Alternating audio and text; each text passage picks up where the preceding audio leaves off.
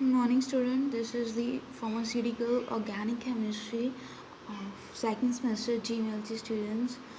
So in this topic we discuss about organic compounds. Firstly, we need to know about organic compounds, that what are organic compounds.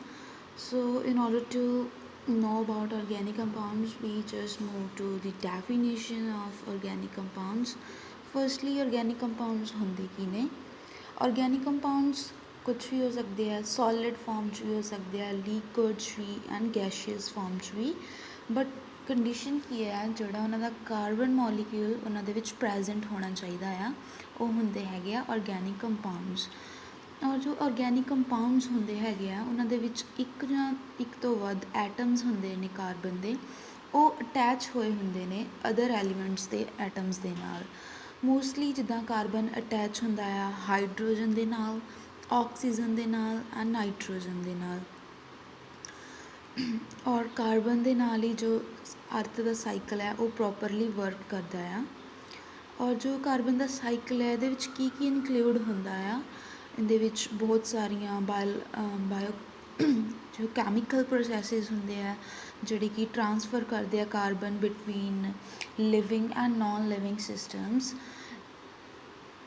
Organic compounds that contains only hydrogen and carbon are called hydrocarbons. Means ਜਿਹੜੇ ਉਹ compound ਜਿਨ੍ਹਾਂ ਦੇ ਵਿੱਚ only carbon ਅਤੇ hydrogen ਦਾ bond ਬਣਿਆ ਹੋਇਆ ਉਹਨੂੰ ਕਹਿੰਦੇ ਹੈਗੇ ਆ ਹਾਈਡਰੋਕਾਰਬਨਸ। ਨੈਕਸਟ ਉਹਨਾਂ ਦੀ ਕਲਾਸੀਫਿਕੇਸ਼ਨ ਆ ਜਾਂਦੀ ਹੈਗੀ ਹੈ ਕਿ ਔਰਗੈਨਿਕ ਕੰਪਾਊਂਡਸ ਅੱਗੇ ਕਿੱਦਾਂ ਕਲਾਸੀਫਾਈਡ ਹੁੰਦੇ ਨੇ। ਫਸਟਲੀ ਇਹ ਦੋ ਤਰ੍ਹਾਂ ਦੇ ਹੁੰਦੇ ਆ, ਅਸਾਈਲਿਕ ਐਂਡ ਸਾਈਕਲਿਕ। ਅਸਾਈਕਲਿਕ ਐਂਡ ਸਾਈਕਲਿਕ। ਅਸਾਈਕਲਿਕ ਹੁੰਦੇ ਨੇ ਜੋ ਓਪਨ ਚੇਨ ਹੁੰਦੀ ਹੈ, ਔਰ ਸਾਈਕਲਿਕ ਦੇ ਵਿੱਚ ਉਹਨਾਂ ਦੀ ਚੇਨ ਕਲੋਜ਼ ਕੀਤੀ ਹੁੰਦੀ ਹੈ, ਮਤਲਬ ਬੰਦ ਕੀਤੀ ਹੁੰਦੀ ਹੈ।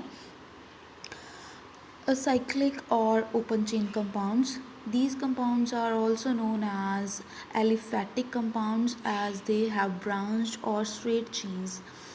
For instance, ethane. ਇਹਦੇ ਵਿੱਚ ਦੇਖੋ ਕਿੱਦਾਂ ਕਿ ਜਿਹੜੀ ਚੇਨ ਆ ਆਪਣੀ ਓਪਨ ਆ, ਅਤੇ ਇਹਨਾਂ ਨੂੰ ਕੀ ਕਹਿੰਦੇ ਹੈਗੇ ਆ, ਅਸਾਈਕਲਿਕ ਕੰਪਾਊਂਡਸ ਨੂੰ।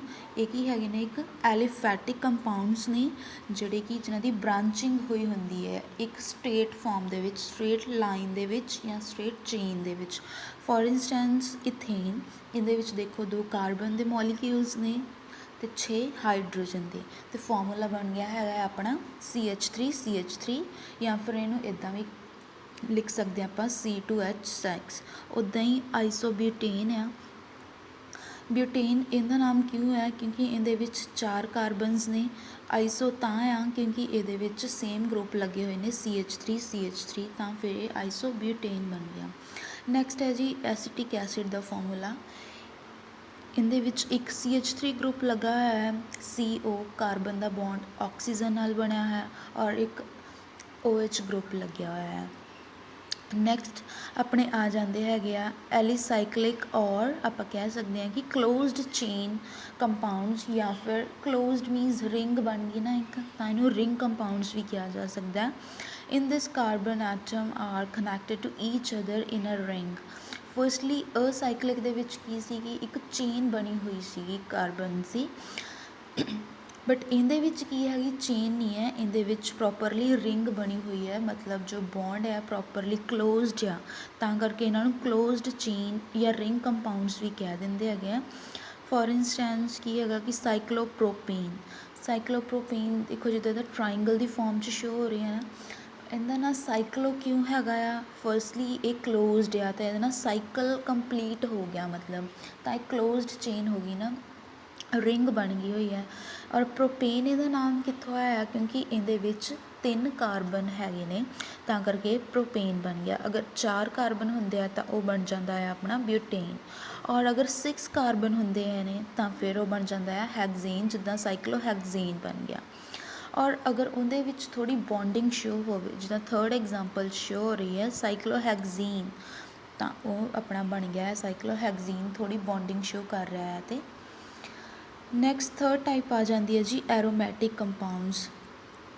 ਇਹ ਕੀ ਇੱਕ ਸਪੈਸ਼ਲ ਟਾਈਪ ਦੇ ਔਰਗੈਨਿਕ ਕੰਪਾਊਂਡਸ ਨੇ ਜਿਨ੍ਹਾਂ ਦੇ ਵਿੱਚ ਕੀ ਹੁੰਦੀ ਹੈ, ਬੈਨਜ਼ੀਨ ਰਿੰਗ ਹੁੰਦੀ ਹੈ, ਜਾਂ ਫਿਰ ਅਦਰ ਰਿੰਗਸ ਹੁੰਦੀਆਂ related to compounds.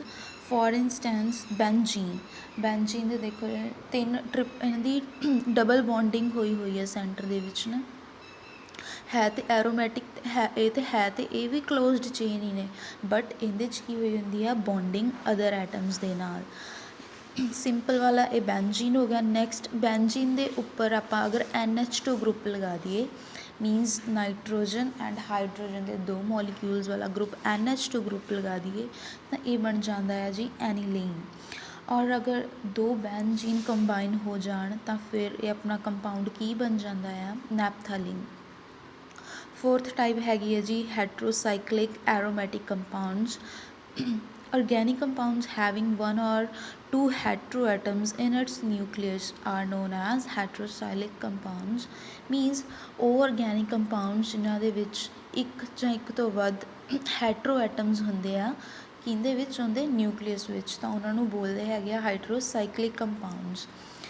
Four instance ਫੁਰਾਨ ਇਹਦਾ ਹੈਗਾ ਆ ਫਾਰਮੂਲਾ, ਇਹ ਵੀ ਇੱਕ ਬੈਂਜੀਨ ਦੀ ਟਾਈਪ ਹੀ ਹੈਗੀ ਹੈ, ਬਟ ਇਹਦੇ ਵਿੱਚ ਕੀ ਹੈਗਾ ਆ, ਇਹਦੇ ਵਿੱਚ 5 ਕਾਰਬਨ ਹੈਗੇ ਆ ਜਦ ਕਿ ਬੈਂਜੀਨ ਵਿੱਚ 6 ਹੁੰਦੇ ਹੈਗੇ ਆ, ਤਾਂ ਔਰ ਇਹਦੇ ਵਿੱਚ ਇੱਕ ਆਕਸੀਜਨ ਦਾ ਬੌਂਡ ਵੀ ਹੈਗਾ ਆ, ਤਾਂ ਇਹ ਫਾਰਮੂਲਾ ਆਪਣਾ ਬਣ ਗਿਆ ਫੁਰਾਨ ਦਾ। ਦੈਨ ਅਗਰ ਉਹਨੂੰ S ਨਾਲ ਰਿਪਲੇਸ ਕਰ ਦਿੱਤਾ ਜਾਵੇ ਤਾਂ ਉਹ ਕੰਪਾਊਂਡ ਬਣ ਜਾਂਦਾ ਹੈ ਥਾਇਓਫੀਨ। ਔਰ ਅਗਰ ਬੈਂਜੀਨ ਹੈ ਆਪਣੀ ਥਰਡ ਐਗਜ਼ਾਮਪਲ ਬੈਂਜੀਨ ਦੇ ਵਿੱਚ ਇੱਕ ਆਪਾਂ ਕਾਰਬਨ ਕੱਢ ਕੇ ਉਹਦੇ ਵਿੱਚ ਨਾਈਟ੍ਰੋਜਨ ਐਡ ਕਰ ਦਈਏ ਤਾਂ ਉਹ ਬਣ ਜਾਂਦਾ ਹੈ ਜੀ pyridine. Okay guys, this is the 4 types of organic compounds.